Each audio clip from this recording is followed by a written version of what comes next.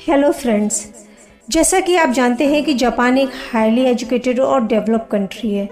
Japan ने बहुत ही कम समय में सफलता हासिल करी है। आखिर इस सफलता के पीछे का राज क्या है?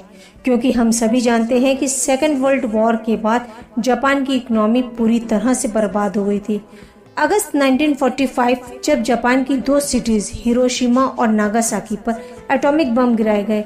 इस अटैक में लाखों लोग मारे गए थे। पूरे वर्ल्ड की निगाहें जापान पर थी। सभी सोच रहे थे कि शायद अब जापान डेवलप कंट्री में नहीं आ पाएगा। पर अगर हम प्रेजेंट की बात करें तो जापान एक ऐसी कंट्री है जो टेक्नोलॉजी और एजुकेशन में सबसे आगे रहती है, जबकि जापान की पॉपुलेशन सिर्फ 10 करोड़ है। सिर्फ 70 सालों में जापान हाईली डेवलप्ड कंट्री हो गया। जापान में वो सारी टेक्नोलॉजी अवेलेबल है जो अदर बिग कंट्रीज के पास नहीं है, और वो इस टेक्नोलॉजी को इम्प्लीमेंट करने के बारे में सोच रही हैं। जापान के लोग ऐसी कौन सी सीक्रेट टेक्निक का इस्तेमाल करते हैं जिसकी वजह से ये लोग इतनी जल्दी ग्रो कर गए? ऐसा क्या करते हैं जापानीज लोग कि वो इतने इंटेलिजेंट और स्मार्ट होते हैं? इस टेक्निक का नाम है काइजन। काइजन क्या है और इसे हम बिजनेस, हेल्थ, स्टडीज और ब्रेन की साइकोलॉजी को इम्प्रूव करने के लिए कैसे इस्तेमाल कर सकते हैं? काइजन एक जापानीज वर्ड है जिसे जापानीज कंसल्टेंट मासाकी इमाई ने इन्वेंट किया था। काइजन दो शब्दों से मिलकर बना है, काई प्लस जेन। काई मीन्स चेंज यानी बदलाव और जेन मीन्स विजडम यानी बुद्धि। जीवन में कोई भी बदलाव लाने के लिए हमें अपनी सोच को भी बदलना होता है। काइजन टेक्निक कहती है कि आप अपने गोल को अचीव करने के लिए उसे इतने छोटे टुकड़ों में तोड़ दो कि उन छोटे टुकड़ों को जल्दी से एक्शन में ले सको। Kaizen technique means 1 minute principle for self improvement. Kaizen का बेसिक प्रिंसिपल ये है कि बड़े बड़े इम्प्रूवमेंट करने के बजाय आप छोटी छोटी चीज़ों पर इम्प्रूवमेंट करोगे तो एक दिन आप अपने टारगेट तक जरूर पहुंच जाओगे। और इस फिलॉसफी ने जापान को दुनिया की सबसे बड़ी इकोनॉमी बनाने में बहुत हेल्प की। आज पूरे जापान में हर फील्ड में इस टेक्निक का यूज़ हो रहा है। दुनिया की सबसे बड़ी कार मैन्युफैक्चरिंग कंपनी टोयोटा भी इसी टेक्निक को यूज़ करती है। काइजन टेक्निक कैसे काम करती है, काइजन क्यों इफेक्टिव है, इसे हम अपनी लाइफ में कैसे यूज़ करें और इससे अपनी लाइफ को कैसे बदलें, इन सारे सवालों को रॉबर्ट मॉरन ने अपनी book 1 small step can change your life में एक्सप्लेन किया है। कई साल पहले की बात है कि रॉबर्ट एक कॉन्फ्रेंस में गए जहां पर उन्होंने एक पेन एक्सपर्ट के लेक्चर को सुना। वो पेन एक्सपर्ट लोगों को 1 मिनट एक्सरसाइज करने के लिए इनकरेज कर रहा था, क्योंकि कई बार हमारा पेन मेडिसिन या मेडिकल ट्रीटमेंट से ठीक नहीं होता है, जबकि मेंटल लाइक मेडिटेशन से बहुत आराम मिलता है। रॉबर्ट के लिए बड़ा सरप्राइजिंग था, तो रॉबर्ट उस पेन एक्सपर्ट के पास गए और उससे पूछा कि आप क्यों लोगों को मेडिटेशन करने के लिए बोल रहे हो, जबकि आप भी जानते हैं कि 1 मिनट का मेडिटेशन करने का कोई भी फ़ायदा नहीं होने वाला। तो उस पेन एक्सपर्ट ने रॉबर्ट से पूछा कि मेडिटेशन टेक्निक इस दुनिया में कब से होगी। रॉबर्ट ने जवाब दिया कि करीब 2-3 हज़ार सालों से। तो फिर उस पेन एक्सपर्ट ने एक्सप्लेन किया कि इसका मतलब साफ है कि मुझे सुनने वालों को मेडिटेशन का मतलब पता होगा, और जिन्हें मेडिटेशन का आइडिया अच्छा लगा होगा वो मेडिटेशन करना शुरू कर दिए होंगे, लेकिन जिन्हें मेडिटेशन का आइडिया बुरा लगता है उन्हीं लोगों को मैं 1 मिनट का मेडिटेशन करने के लिए कह रहा हूँ, ना कि 30 मिनट के लिए। शायद उन्हें ये आसान लगे और वो 1 मिनट का मेडिटेशन करना स्टार्ट कर दें, और 1 मिनट करते करते कुछ ज़्यादा मिनट तक करने लग जाएं, और हो सकता है उन्हें मेडिटेशन करना अच्छा लगने लगे। इसी तरह की सेम प्रॉब्लम हम सभी की लाइफ में होती है।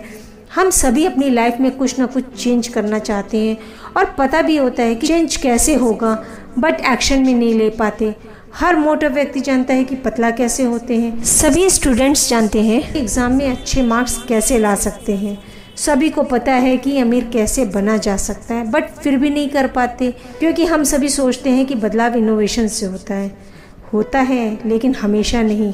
हमेशा एक बात को याद रखिएगा कि आप एक दिन में कुछ भी अचीव नहीं कर सकते, बट अगर आप रोज़ थोड़ा थोड़ा एक्शन लोगे तो एक दिन ज़रूर बड़ा अचीव करोगे। जब हम बड़ा बदलाव लाने की सोचते हैं तो हम डर जाते हैं, क्योंकि हमारा दिमाग कुछ इस तरीके से बना होता है कि हमें बदलाव बिल्कुल भी पसंद नहीं होता। क्योंकि जब भी चेंजेस हमारे सामने आते हैं तो हमारे अंदर डर और चिंता आने लगती है, जो कि एक ह्यूमन नेचर है। लेकिन अगर हम इसी चीज़ को ब्रेक कर दें तो हमारे सामने कई सारी नई अपॉर्चुनिटीज़ आने लगती है और हम एक नए तरीके से जीना सीख जाते हैं। यहाँ पर काइजन प्रिंसिपल काम करता है। काइजन आपके समय को बहुत छोटे छोटे पार्ट में डिवाइड करता है। वैसे तो अलग अलग फील्ड में काइजन का यूज़ करने के इन्फिनाइट तरीके हैं, बट बेसिक चीज़ हर जगह सेम है। Ask small, think small, act small and reward small. जब आप बड़ा गोल करने की सोचते हो तो आपको डर लगता है और आपकी क्रिएटिविटी, थिंकिंग सब खत्म हो जाती है, देन आप फेल हो जाते हो।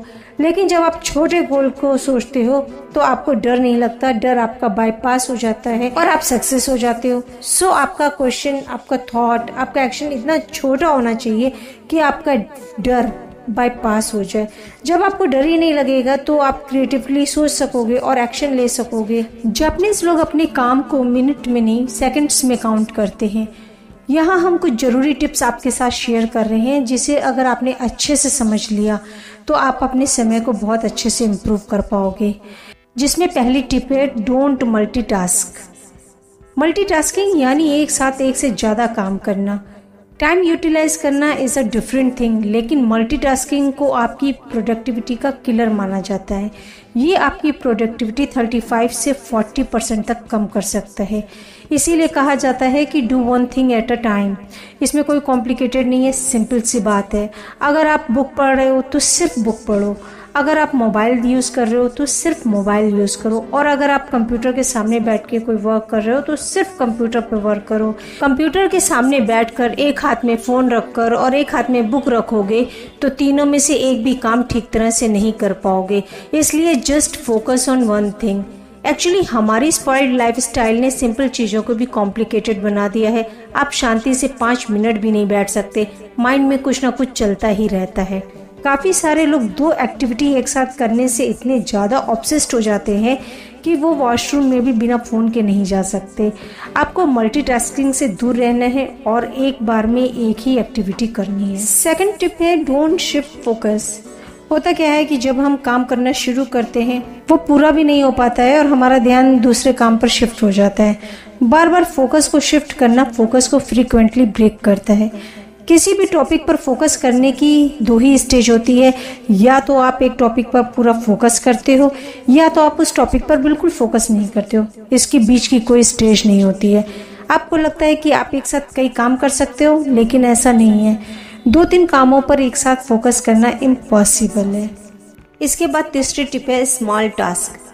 हम लोग पूरे दिन के जरूरी और बड़े काम को ज़्यादा इम्पोर्टेंस देते हैं और छोटे टास्क को निगलेक्ट कर देते हैं, पर जापानीज ऐसा नहीं करते। वो हमें बताते हैं कि हम सारे छोटे टास्क को भी उतने ही ध्यान से करते हैं जितने कि बड़े टास्क को करते हैं। छोटे टास्क को भी उतनी ही इम्पोर्टेंस दी जानी चाहिए। जनरली हम सोचते हैं कि जल्दी जल्दी नहा लेते हैं, जल्दी से ब्रेकफास्ट कर लेते हैं, फिर पढ़ाई करनी या फिर ऑफिस भी तो जाना है। लेकिन सुकून से ब्रेकफास्ट करना भी तो उतना ही जरूरी है जितना कि पढ़ाई करना। जब छोटे टास्क को भी पूरे फोकस और कंसंट्रेशन के साथ करने की आदत डाली जाती है तो फोकस फ्लो बना रहता है और समय के साथ और भी ज़्यादा स्ट्रांग होता है। जब आप छोटे टास्क पर फोकस करने की आदत डाल लेते हो तो आपके बड़े टास्क भी आपको आसान लगते हैं। इसलिए छोटे टास्क को हल्के में नहीं लेना चाहिए और उन्हें करने के लिए पूरे एफर्ट का यूज़ करना चाहिए। Tips number 4, strive for quality. As a student जब आप एक स्पेसिफिक सब्जेक्ट में ज़्यादा इंटरेस्टेड होते हो तो आपको बाकी के सब्जेक्ट पढ़ना वेस्ट ऑफ टाइम लगता है, लेकिन एक सब्जेक्ट के लिए दूसरे सब्जेक्ट को नेग्लेक्ट करना आपके रिजल्ट और आपके फ्यूचर दोनों के लिए ही बुरा होता है। इसलिए जापानीज कहते हैं कि अगर आप काम में अपना बेस्ट एफर्ट नहीं देते हो तो आप अपनी एबिलिटी को कम कर रहे हो। माना आपको वो सब्जेक्ट पसंद नहीं है, पर आपको उस सब्जेक्ट में भी उतने ही एफर्ट्स डालने हैं जितने कि फेवरेट सब्जेक्ट में आप डालते हो। Tip number 5, shorting. जापानीज लोगों की ये आदत होती है कि उन्हें जिस चीज़ की ज़रूरत होती है उसी को वो पास में रखते हैं और जिस चीज़ की ज़रूरत नहीं होती है उसे वो दूर रखते हैं। मान लीजिए आपकी टेबल पे बहुत सारी किताबें रखी रहती हैं, तो क्या आप सारी बुक्स एक दिन में पढ़ते हो? नहीं ना। तो पढ़ने वाली बुक्स को छोड़कर बाकी की बुक्स को शेल्फ में रखनी चाहिए। इससे पॉजिटिव वाइब्स भी आती है और आपको डर भी नहीं लगता है कि मुझे इतनी सारी बुक्स पढ़नी है। इसी तरह हमारे माइंड में भी बहुत सारे थॉट्स होते हैं और वैसे भी स्टूडेंट्स लाइफ में तो पढ़ाई कम, टेंशन ज़्यादा होती ही है। तो अगर स्टूडेंट्स भी ज़रूरत के थॉट्स पर फोकस करेंगे और फालतू के थॉट्स को अपने से दूर रखेंगे तो सक्सेस उनके पास में होगी। Thank you.